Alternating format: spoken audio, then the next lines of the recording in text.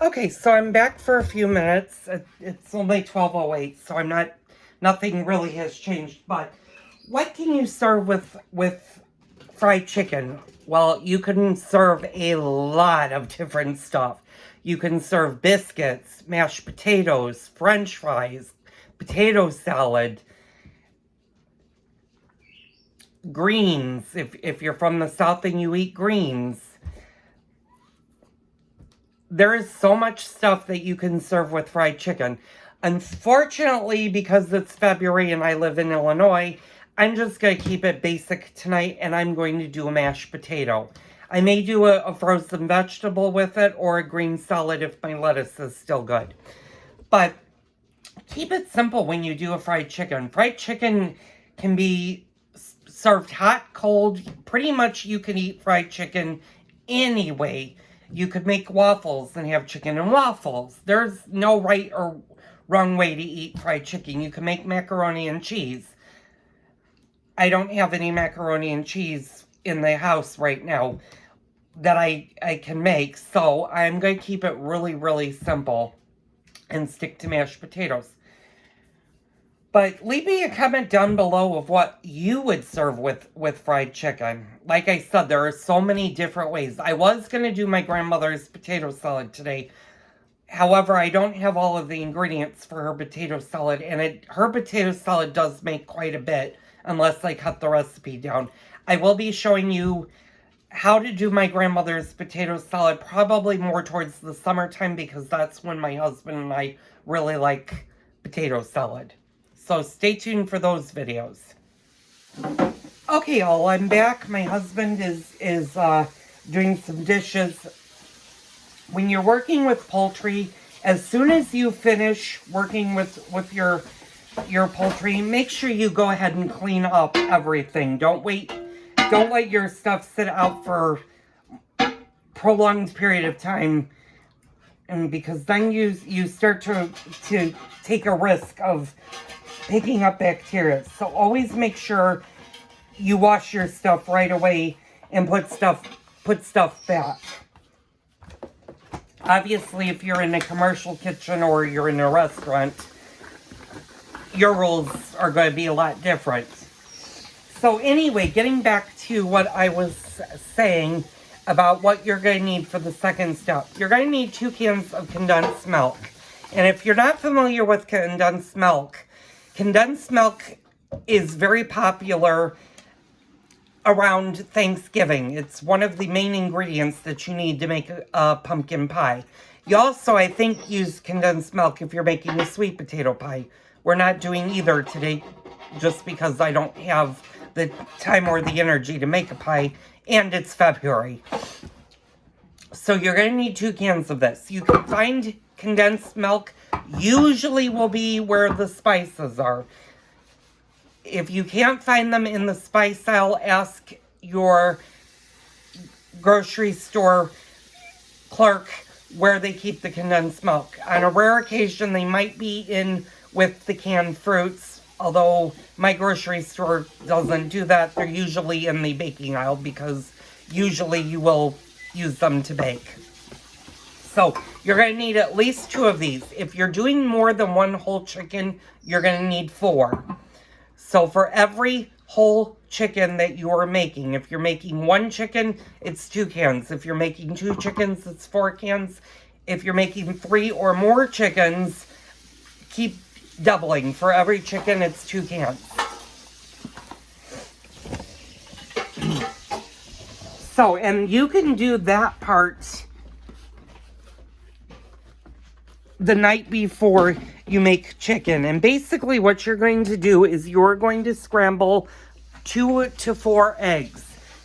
And again, if you're using 2 cans of condensed milk, it's going to be 4 eggs. So every 2 cans, it's 4 eggs. So if you're using 4 cans, you're using 8 eggs. You can get away with 6 sometimes. Scramble those first, add your condensed milk, then add your chicken. You can refrigerate overnight for the next step. So that will be the next step that we're going to be doing for our chicken. Also, like I said, you're going to need oil. You can use Crisco. You can use lard at some point. And probably way down the line, I will show you the difference between shortening and lard. I don't have any lard, unfortunately, in the house. Lard is not something I cook with regularly or that often. I use lard maybe once every 5 years for something. And it's harder to find lard here in Illinois than it is probably in other parts of the United States. So, I'll be back in a few hours to show you what we're going to do with the chicken.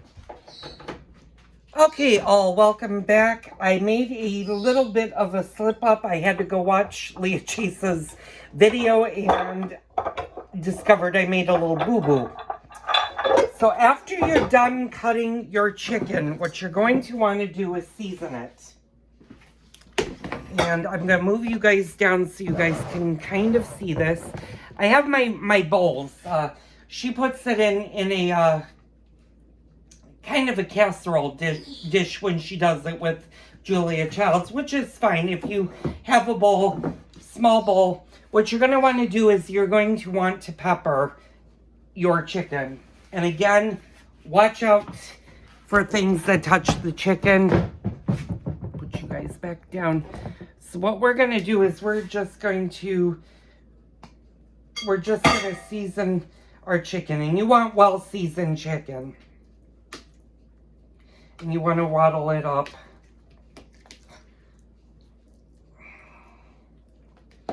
So what we're going to do is we're just going to put our pieces of chicken in here. And I'm only using pepper. And the reason I'm only using pepper and I'm not using salt is you will see later on in the video of what she actually does. I'm just going to put a little bit more pepper on this. And I'm going to be right back. I'm going to wash my hands real fast.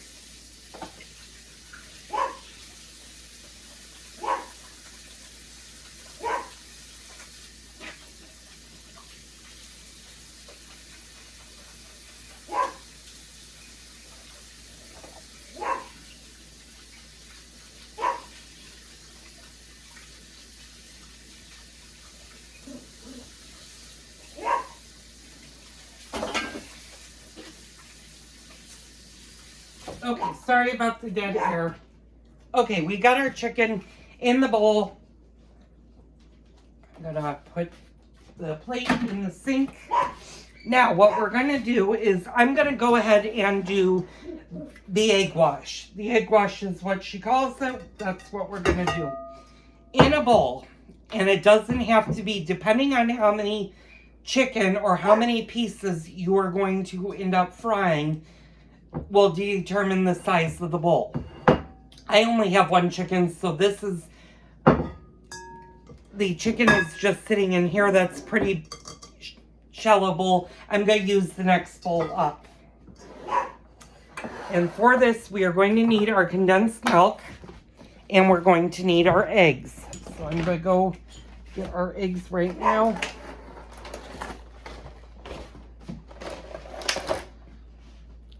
And I'm using basic large eggs.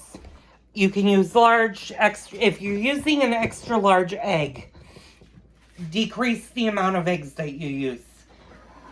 So if you're using large eggs, it's for every 2 cans, it's 2 eggs. I thought it was 4. It's actually 2. You can put 4, but we're going to thin out the egg wash. And always make sure you always check your eggs to make sure that there are no cracks and stuff. And I'm sorry, that's Jasper. He's on a tangent today. Jasper, shut up. So that was the shout out to my Chihuahua. So we're just gonna go ahead. We're just gonna go ahead and crack our eggs.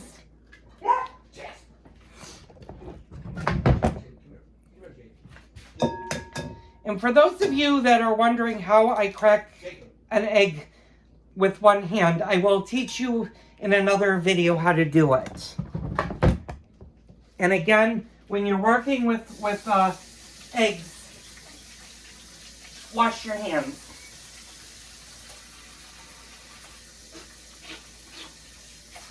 This is one video that you might want to keep the hand lotion close by. So what we're going to do is we're just going to whisk our eggs.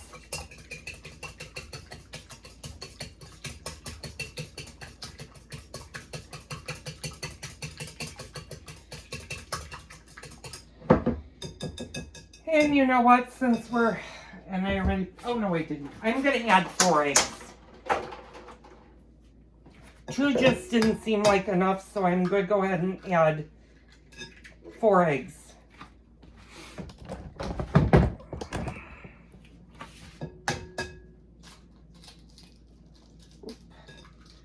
Oh, and I got a little shawl. But that was easy to grab. Now I'm going to rinse my hand again.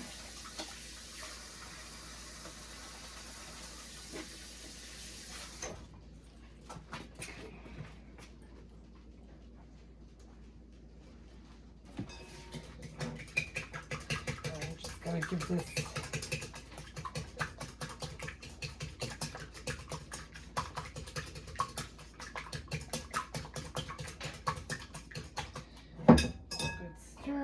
always shake your condensed milk, especially if it's been sitting a while. But usually for condensed milk, you want to give it a good shake.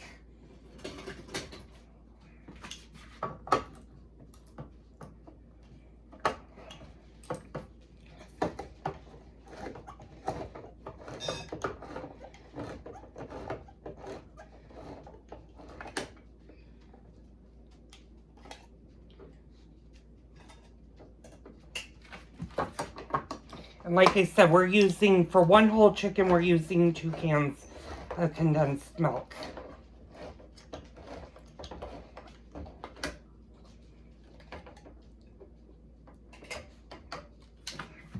And we're just going to pour our condensed milk in our bowl. And we're going to whisk.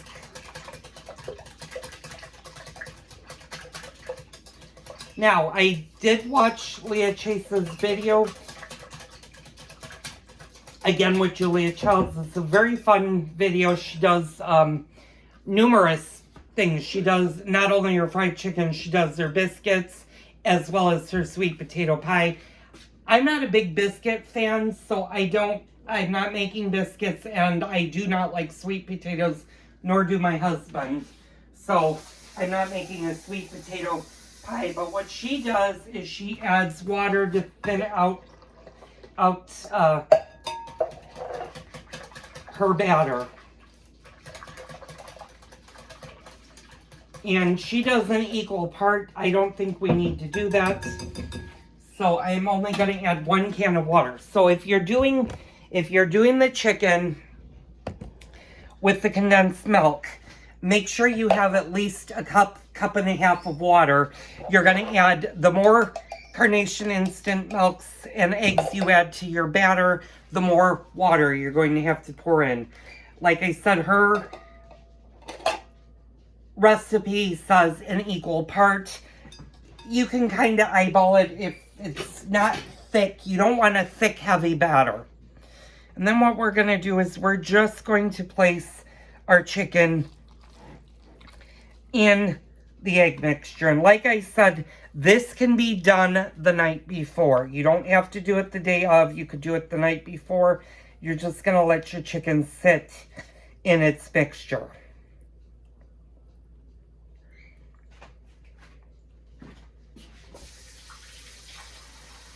And again, wash your hands after you've touched your chicken. And then go ahead and put your chicken back in the refrigerator, because right now we're not going to fry. We'll fry later on. And since that's touched, so I'm going to go ahead and cover the chicken. I don't know if necessarily you need to do this. Obviously when she did this with Julia Childs, she did it all at once where she fried it. So we don't know whether or not she lets this sit in her refrigerator for an hour, 2 hours, 3 hours. We just don't know that. And I'm assuming at the restaurant, they probably do this the night before, take it out and fry, and probably continuously fry throughout the day when the restaurant's open because people are ordering chicken. So I'm just going to go ahead and put this in our refrigerator until I'm ready to do the next step. For the next step, you're going to need is when you're going to want your all-purpose flour, you're going to want black pepper, and you're going to want Lawry seasoned salt. And Leah Chase uses Lawry seasoned salt. And the reason I did not salt the chicken is because when we go to roll our chicken in the flour mixture, you're going to add the seasoned salt to it, which has the salt already. So by not adding salt to it, you have the salt right here. So you don't need to add salt previously to the chicken. For her pepper, she uses white pepper.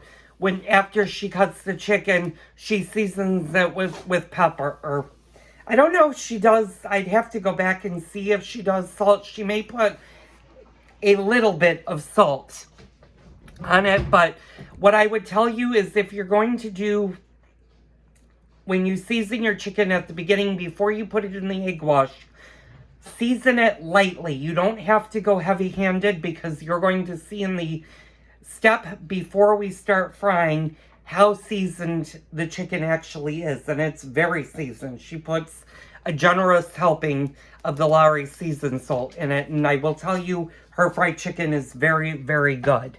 So we're going to do that later on. So you're going to need Lawry seasoned salt. You're going to need black pepper, which I have right here, and you're going to need all-purpose flour. You're also going to need a baking sheet or a roasting pan or something that's not deep, but something that has sides to it, and I'll show you what I'm going to use. I'm just going to use the basic casserole dish to put the flour in. The reason being is you can do multiple pieces all at once and you don't have to worry about it. You always want to make sure when you're working with chicken or meat that is being fried, you want to keep, especially poultry, chicken is notorious. You want to keep your chicken dry. You might say, well, how the hell do you keep chicken dry if it's in an egg wash? You're going to see what we're going to do. That's why anytime you fry something, make sure that your meat is dry. Pat it dry with a paper towel. Obviously, you can't do that with the chicken once you put it in the egg wash. But the egg wash will adhere to the flour and it'll keep the flour on your chicken so that when you deep fry it, you'll have a nice coating of flour. And that's what makes the skin crisp up and you have a nice fried chicken. So we'll be back later on for that.